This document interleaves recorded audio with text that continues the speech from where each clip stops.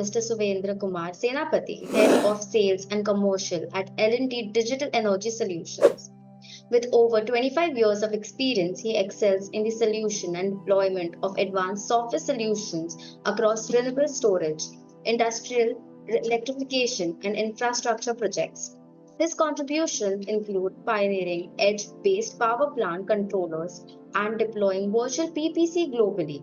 His work extends to energy storage systems and piloting interoperability in digital substations, shaping a sustainable advanced industry future. Today, Mr. Senapati will talk about renewable energy integration and resilience and grid modernization. So let's welcome Mr. Senapati. Thank you, Sachi, and thank you, EPR magazine, for giving this opportunity. I think a very discussion as following is a very good discussion, starting with Mr. Goel, Mr. Sanjeev, and Mr. Hada. And definitely, this digital solution is a new buzzword, I think, and is helping the power transmission and distribution industry in a big way.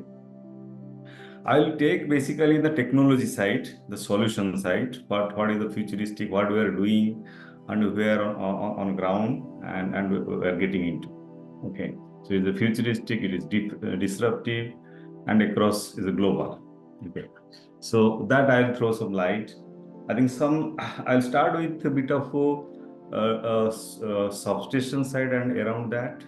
Then I'll go to the renewable and grid integration. Then I'll give a case study. Unfortunately, I don't have a slide on that, but one of the big projects we are doing in NEOM in Saudi Arabia, I think I can give a bit of detail for everybody's consumption because it's a bit complex. So that's what I thought I will explain a bit of that.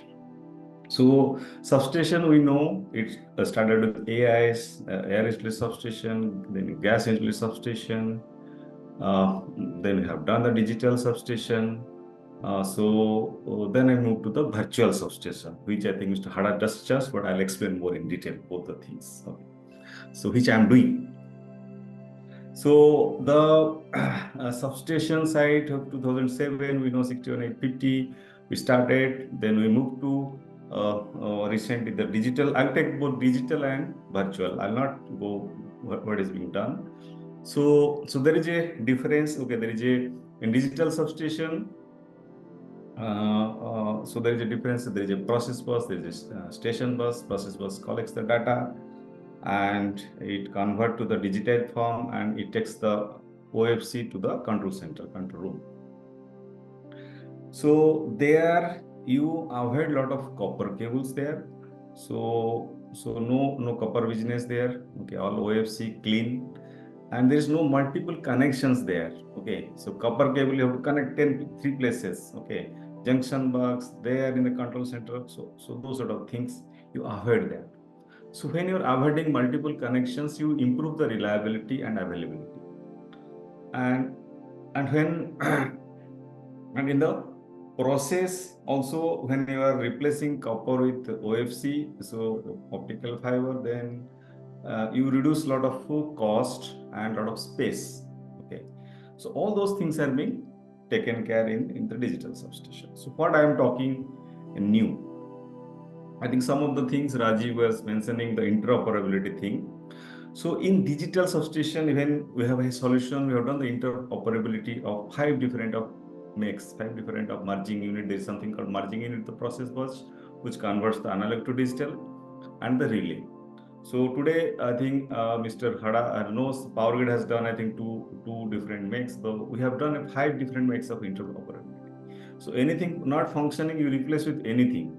So nothing like that, no proprietary system. Nobody can say, no EM can say, I have this system, he has to come. And okay, I'll maintain 1 spare for the whole substation or 2 spare. So anything I can replace with anything. So that sort of thing we have done with different makes in this particular space, and different of switches and all. And this particular digital substations also we have deployed to the cloud. Okay, so that you can monitor anywhere and you can control anywhere. Okay, but the problem is the cyber security. So there and the cybersecurity compliance 62443, that also we have done. So this is one part of which I'm talking. So in that, so this is basically the substance, I think, which we are is getting in the utilities, various utilities is getting it done. So the technology side, that's what I want to mention. So coming to the virtual substation which you are talking, so Mr. Hada does that. So it is like all the protection has to happen in a central place. Okay, no separate panels, all software it has to happen. All these merging units should be there in the process bus, and one control as per the algorithm, you can control the whole thing. So protection is a critical thing. Response time is important, or else it doesn't make sense. So I think I am doing one of its kind in the world. I think South California edition started doing that, and I am doing maybe another 2-3 months time. I'll be ready with my pilot. So even PowerGrid asked me whether we are getting some good result. I told wait, I'll show you that. Okay, so it is that, and the whole thing is driven by an alliance called Virtual Alliance. So Intel is there, L&T is there, Dell is there, ABB is there, and recently PowerGrid also joined. So PowerGrid did check with me. So because we are much ahead into that alliance, and we are trying to deploy those of the solution in the country, okay, and in the global areas, not only India, it's global. So that sort of things, futuristic thing, we are bringing to the substation level. So you have a compact space, you have a beautiful response time, and maintenance is really, you deploy in the cloud, O&M cost reduces. So all those futuristic things we are bringing to the table in this alliance, I can say. So this is of the thing what Mr. Hada was touching. I thought I'll share more bit of detail on that side. Then all the solutions, good that, okay, we are talking predictive analytics. That is a very good thing in the substation thing. So and asset performance monitoring. So you get all the data and you see how your transformer is behaving, how your breakers are behaving, that's DGA, those parameters are behaving. Then you predict. You train your model. Then you predict your things. So predictive analytics you do based on your AML model, whichever. So that's a very important thing, because today you need to manage your assets. So substation thing, that is the main thing. The breaker, the transformer. These two things has to be managed. Then analytics you are getting, so all the parameters you are getting. So one more thing also is there, like transmission asset monitoring systems in the state level or in the national level. Today, a lot of state utilities has done. PowerGrid is the front runner. They have done, and I'm doing the second phase of the PowerGrid national transmission asset. So it is like any fault happens. They have 400 substations across the country. Anything happens, any substation, what used to happen earlier? There is a fault. Somebody will from your head office will go there, plug into the relay, get the data, come to headquarters again, analyze, then some experts will give solution. Those things used to happen. Today, what we are doing? So all these things are connected to these are all unmanned substation. Nobody is there in the substation. Okay. So all these things are, when the fault happens, all this to the remote access software. I have a software also for that. So that get transmitted to the central control center. Okay. Then somebody will sit there, they'll analyze that through the automatic analysis or manual thing, and they will give a immediate solution. So with that, what you are going to do that? So you are managing your downtime, your outage time very less. You are managing your outage time. So means outage means if you have more outage, then it is inconvenience, it is revenue loss. So that sort of thing you are managing. So somebody, I think Sanjeev was telling, digitization is all about money. Somebody will spend. Why somebody will spend? So these sort of things, your revenue protection you are doing with this sort of softwares. So transmission asset like sort of softwares like remote access system and and the automatic fault analysis system. So I'm putting those things globally, also in the Middle East, in USA, a lot of places. I'm putting those things. This is being done in India and getting transmitted elsewhere in the country, elsewhere in the world, not country. Country you are doing. So always, and I told that even in I didn't tell that even that interoperability thing we have done first time in the world. Nobody has done in the digital substation. We got a thing, a certification from a recognition from IEEE on that. Okay, just for some info here. So some of the fastest and all we are doing, and we are doing for the country, and we are doing for global. So this I think enough for me to close the substation side. So I'll come to the software side of the renewable plant. So software side today, like some regulation has come from CA. They say, okay, you have to have a power plant controller for the renewable plant. So why it is required? Because the seamless increase of the generation or decrease in the generation, you need to control that. That goes to the grid. So today we have developed a solution. Last 2-3 years we have developed that, like power plant controller of it in a software defined technology.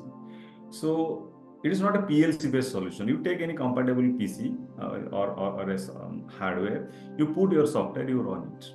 So no proprietary business, no PLC business, nothing. So I am deployed in NTPC, I am deployed in Gujarat, and I have presently in Middle East and also in US. So people say, oh, these are the technology you're bringing. So nobody thought of. They're removing their old control systems. So those sort of the things we are bringing, and why this is required? Because today the control system, the requirements are faster. Control has to happen. Response has to happen. And today PLC is a rugged system, no doubt. But when things become complex, these sort of things require the edge solutions are required to manage that. So that's what I'm educating everybody. It is not that you find out what the solution, and future is going in that way. So tomorrow people will say, oh, that's the solution. Okay. And maybe day after tomorrow something else will come. I do not know. But so we have to evolve with the challenge as per the challenges utilities are facing, and have to give the solution. So that way it has come in a nicely power plant controllers, which always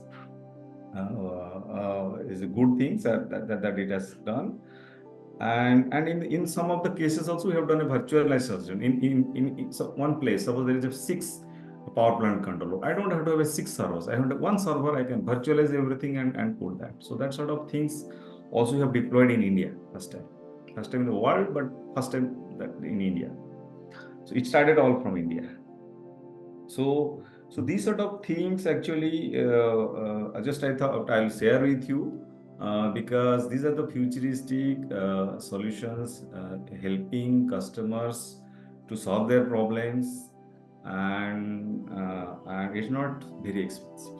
Okay, so always India, okay, whether it fit my budget is much.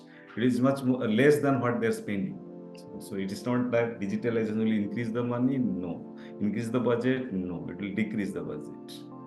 So that sort of thing I thought I will share with you, and I'll just and around that also we have something like hybrid energy management system, which takes care of both solar and the storage together in a single solution. You don't have two separate SCADA, separate controls. One system will take care of everything. So that sort of thing we are deploying. And most important thing is that today in the renewable thing, we are talking about substation, we are talking about PPC, we are talking everything. One important aspect we are missing is the studies, simulation studies, system studies. How the system will behave if you are integrating everything. So I think we are giving less importance to that, and that is the reason the problem has started coming here. So it is like, I'll not mention some of the customers. So they have commissioned a plant. Okay, there's a 200 megawatt plant. Then they came to know that, my God, it is not 200 megawatt. My generation is 10% down. How it can happen? It has happened. So then coming to know we have not done that study properly, the accurately, the systems study, and my reactive compensation, my reactive power loss is increasing, and that is creating a problem. So what is the solution? Then at the capacitor banks or STATCOM and getting into those things. So but already plant commission, by the time they took the one year of generation loss, 10% of 1 year generation. So that is that important. The revenue protection and generation, they have to have a system and simulation study is important, very very important. So I think so that's what we are telling the customers also. So that way they need to take care. So then coming to so these are the areas we are also working areas in the EV side, EV charging infra, not area. So there is a grid, there is a solar, there is a storage, all the ecosystems you need to manage. So some peak hours, the load will be more in the grid, then how you can manage. So those sort of the things we are also including the VPP and other things. So that way I think I came here to share the things. I thought I will not have presentation. I'll share my solutions, my thoughts, my experiences. So lastly, this is about renewable thing and anything, any query, anything the team and the panelists, delegates they can ask. One project just trying to give a brief that one of the projects in is being L&T is doing in NEOM. So that is basically for the generation of green hydrogen. Okay. So what we are doing there? So the hydrogen generation power is being fed from the renewables. So it is 2 gigawatt of solar, 1 gigawatt of wind. Okay. So that is the generation, and there is a evacuation line of 380 kV substation, two substation 380 kV. With that, the power is getting evacuated there. There is a grid connection is around 200 megawatt in that particular space. There is a storage, battery storage is there. So that is around 400 megawatt hour of storage is there in that particular thing. So it's a very complex thing. So here the generation will follow the load. So whatever load is during generation, accordingly it happen. So there is increase, decrease of the loads. Okay, something, okay, you have a good intensity in the daytime, the load decreases here, so it go to the storage. So you can have some storage facility. So all those things are being done, and load management is an important aspect. Then various scenarios it will generation will have the various scenarios. So it is like, oh, I don't have this much generation, my storage is this much, then what to do, whether I can draw from the grid. So those various scenarios being simulated. So that is a very complex thing. So you can say it's not a micro. I say it is a macro grid sort of thing being done. And overall, the whole of solutioning, there is multiple SCADA here. Somebody is giving storage SCADA, somebody is renewable SCADA, somebody is giving this substation SCADA, somebody is giving your PV SCADA. So multiple stakeholders are there. So it has to integrate it into a single control center, all simulated, and every multiple vendors have multiple criteria. So who is doing that cyber security sort of thing? So it has to be compliant. So I can say, oh, my system I am taking care. My system I am taking care. Who is taking your overall solution? So those are the complex cyber security solution is also being done. So it is a cyber security, it is a simulation, it is a load management. So all those sort of things and how it look like in a control center in various scenarios, those things are being done. There on the top of that, your metadata acquisition. I think Rajiv also telling in the thing metadata acquisition, planned accounting settlement systems. These things also being done. So one of the largest green hydrogen project. So feed by this particular renewables. So I think today the challenges are more, and technology side will always look at reinventing those things to address the customer requirements, and it will keep on changing also. The challenges keep on changing. thank you, the team. So any questions? I'm here to answer. Thank you, Mr. Senapati, for sharing your views on renewable energy integration and resilience and grid modernization.